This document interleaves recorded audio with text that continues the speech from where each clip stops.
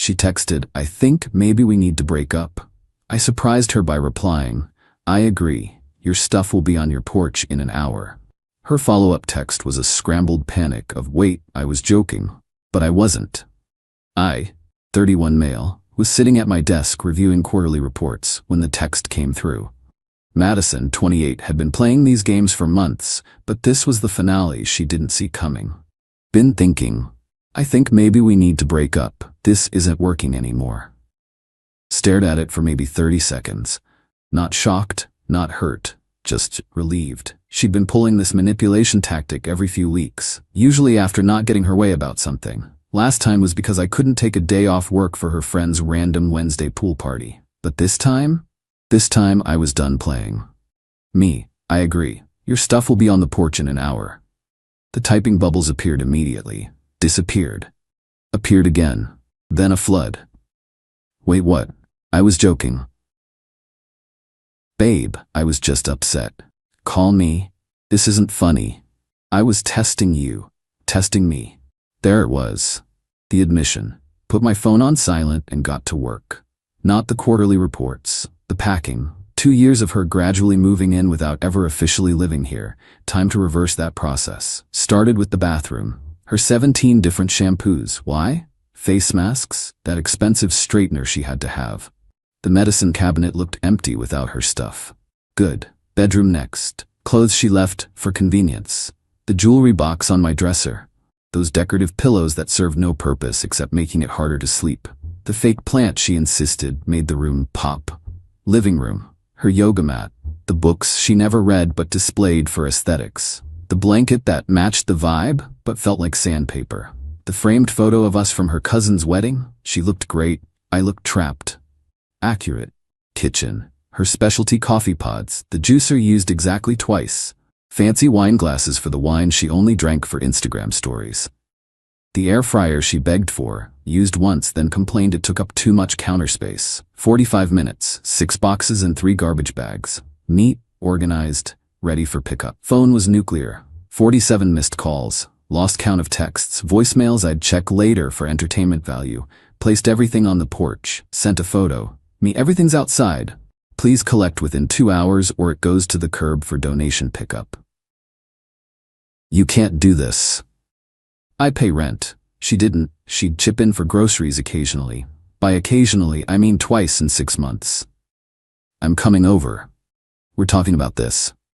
You're overreacting. It was a joke. Joke, right? Like when she jokingly threatened to burn my vintage band tees because I went to my brother's bachelor party instead of her work thing. Or when she jokingly posted on Facebook that she was single after I couldn't afford the Tiffany bracelet she wanted. Hilarious. 20 minutes later, her car screeched into my driveway. She was out before it fully stopped, mascara already running. Madison. Banging on door. Open up. This is insane. Through the doorbell camera. Your stuff's on the porch. Please take it and go. I'm not leaving until we talk. Then I'll call the police for trespassing. Your choice. She grabbed the first box and threw it at my door. Class act. Then sat on my porch steps and called reinforcements. Speakerphone because of course. Her mom. Sweetie, what's happening? Mom, he's throwing me out. Over a text. Her mom. What did the text say? Madison. Pause. I maybe suggested we break up, but I was kidding. Even through the phone, the silence was deafening. Her mom. Madison Grace. You didn't. It was a test. To see if he'd fight for me. Her mom. Heavy sigh. Come home. We'll talk. Plot twist. Her mom was on my side. Love that for me. But Madison wasn't done. Oh no, this was just Act 1 of the entitlement show. Update 1. 3 days later, Madison's extinction burst was something to behold. Day 1 was denial. Day 2 was anger. Day 3 was bargaining with a side of stalking. First, she tried the classic, I'm pregnant move. Text arrived at 2 a.m. Madison, we need to talk. I'm late. Late for what? My period. I might be pregnant. Me, interesting. You've been on birth control for years. Also, we haven't been intimate in 3 weeks because you said I was emotionally unavailable. Birth control fails. Sure, take a test. Let me know. If positive, we'll handle it through lawyers. You're seriously gonna make me do this alone? You broke up with me, remember? Your decision. Radio silence. Shocker. No pregnancy. Then came the social media assault. Posted a crying selfie with, when you give someone 2 years of your life and they throw you out like trash over a misunderstanding. Her friends swarmed the comments. Men are trash. You deserve better, queen. His loss, babe. But some mutual friends knew the real story. My buddy Carlos commented, didn't you break up with him though? Madison deleted the post within an hour. Next, she tried the possession game. Claimed I had things of hers I didn't return. Her grandmother's ring never existed. A laptop charger, it was mine. Sentimental items, be specific or shut up. Money I owed her, for what? Sent one text, everything you left here was on the porch. You threw a box at my door, then left with it all. I have doorbell footage. Stop. Then she escalated to workplace drama. Yeah, she went there, called my office pretending to be from my doctor's office about urgent test results. Receptionist put her through to my cell. Recognized her voice immediately. Me, impersonating medical staff is illegal, Madison. I needed to talk to you. This is harassment. Next contact goes through lawyers. You can't threaten me. I know your secrets. What secrets? That you. Your browser history? My football highlights and cooking videos? Terrifying. She hung up, but the peak entitlement came when she showed up at my gym. 6 a.m. I'm mid-bench press when I see her talking to the front desk, pointing at me, gym staff. Sir, this woman says she's your girlfriend and lost her key card? Ex-girlfriend. We broke up 4 days ago. She's not authorized. Babe, don't be like this. Me. She texted me breaking up. I agreed. Now she's following me. Security got involved. She was escorted out. Membership flagged. She screamed about me, ruining her fitness journey. Girl hadn't been to the gym once in 2 years of membership I paid for. That afternoon, got a call from her friend Brittany. Brittany, you need to take Madison back. Me, why? She's sleeping on my couch and crying constantly. It's been 3 days. Sounds like a you problem.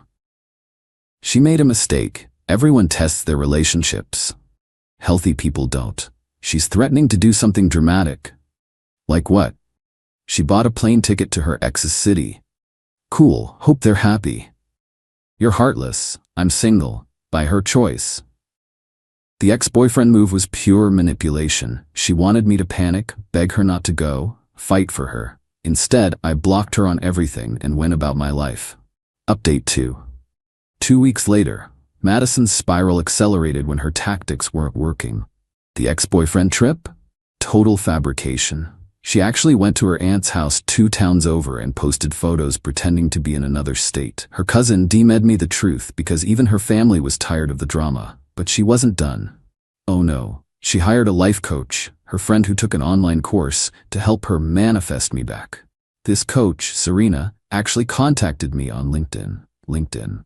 Serena, hi, I'm working with someone from your past to clear negative energy blocks. Would you be open to a healing conversation about forgiveness? No. Closure is important for both parties. Spiritual growth. I'm closed. Spiritually and literally. Blocked. Then Madison tried the mutual friends approach. Started showing up at every group event, acting surprised to see me there. Game night at Carlos's place. Oh, I didn't know you'd be here. Carlos literally texted her not to come because I'd confirmed. Trivia night at our usual bar. What a coincidence. Posted about going on her Instagram story. Beach volleyball Saturday. The universe keeps bringing us together. I left. Not dealing with that energy during my me time. Each time she'd corner someone to talk about our misunderstanding and how I overreacted to a joke. People started avoiding her. Carlos told me she spent an entire party following different people, retelling the story, getting more dramatic each time. Version 1, I made a joke and he threw me out. Version 5, I was expressing feelings and he made me homeless. Version 10, he planned this. He wanted me gone. It was probably another woman. There was no other woman. Unless you count my Xbox, which was getting more attention now that I had peace. The restraining order threat became real when she started showing up at my work. Not inside, she'd learned that lesson, but outside, sitting in her car, waiting for lunch break, holding a sign that said, "Let's talk." Security noticed, HR got involved, they offered to call police. I said next time. Next time was the next day. Sign now said, "You can't ignore love." Police were called. She got a warning. I filed for a restraining order. But the absolute peak entitlement? She sent her new boyfriend to talk to me. Yeah, she found some guy named Trent on a dating app, convinced him I was the villain, and sent him to man up and confront me. This poor dude shows up at my door, puffing his chest. Trent, you Madison's ex? Me, yep. You threw her out over nothing? She broke up with me. I agreed. She didn't like that. Trent, she said you were abusive. She say anything about the restraining order? The what? Showed him the paperwork, the police reports, the doorbell footage of her throwing boxes, the screenshots of her admitting it was a test. Trent stood there, processing. Then bro, I'm sorry. I had no idea. She said you were stalking her. Run, Trent. Run fast. Already am. Thanks for the heads up. He left. Madison called me screaming within 10 minutes. Didn't answer, but the voicemail was chef's kiss. Apparently I ruined her chance at happiness and poisoned Trent against her. Final update. 1 month later. The restraining order was granted. Madison had to stay 500 feet away from me, my home, and my workplace. The judge read through the evidence, texts, doorbell footage, police reports, witness statements from my gym and office, and actually said, ma'am, you broke up with him. He accepted. Everything else is harassment. Madison tried to argue it was a miscommunication, and I knew she was joking. Judge asked why someone would joke about breaking up. Her answer? To see if he really loved me. Judge, that's manipulation, not communication. Order granted. But even that didn't stop her immediately. She tried working around it, sent letters through mutual friends, returned unopened, had her mom call me, blocked, created fake social media accounts, reported. Showed up at places right when I was leaving, technically 500 feet.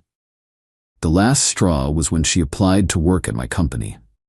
Different department, but same building. HR flagged it immediately due to the restraining order. She threatened to sue for discrimination. Their legal team shut that down quick. Through the grapevine, I heard the aftermath. Lost most of her friend group when the full story came out. Brittany kicked her off the couch after the Trent incident. Parents made her pay rent to live at home. Started therapy, court mandated after violating the RO. Lost her job, unrelated to me. She no-showed after the court date. The last direct contact attempt was a letter from her therapist. An actual therapist requests to help with her closure process. My lawyer responded that any therapeutic closure needs to happen without my involvement and within the bounds of the restraining order. 6 months later, life is peaceful. Dated casually, nothing serious. Focused on work, got promoted. Gym gains without drama. Replaced all her decorative nonsense with things I actually like. My place looks like an adult lives here, not a Pinterest board. Ran into her mom at a grocery store last week. Awkward, but civil. Her mom, I'm sorry about everything, Nolan. Madison's working on herself. Me, hope it goes well for her. Her mom, she knows she messed up. The testing thing, I never taught her that. Me, it's done now, moving forward. Her mom, you're a good man. She had a good thing. Me, had, past tense, take care. And that's it. She tested our relationship by threatening to end it. I called her bluff by agreeing. She expected me to fight, beg, prove my love through some grand gesture. Instead, I packed her stuff and moved on. The lesson? When someone threatens to leave to manipulate you, let them. If they wanted to stay, they wouldn't threaten to go. And if it's a test, it's already failed. My only regret? Not doing it sooner. Those decorative pillows really were uncomfortable as hell. Oh, and Madison? Last I heard, she's dating some guy who loves playing those relationship games. They test each other constantly. Break up every other week. Perfect match. Me? I'm testing nothing except my new barbecue recipes and whether I can beat my personal record at the gym. Both going better than any of her tests ever did.